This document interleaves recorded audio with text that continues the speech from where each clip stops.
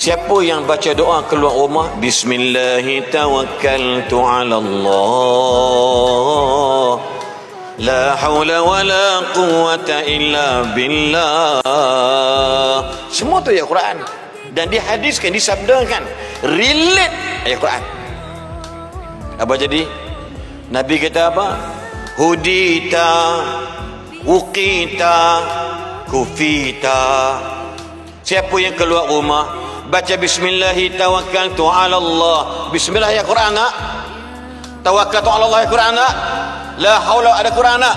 Semua zikir-zikir yang ada dalam Quran. Nabi kata apa dia? Hudita, dia dapat petunjuk. Wuqita, dapat keselamatan.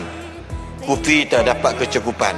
Dan berkata syaitan, kami dah tak boleh nak dekat dengan orang yang baca ayat tersebut.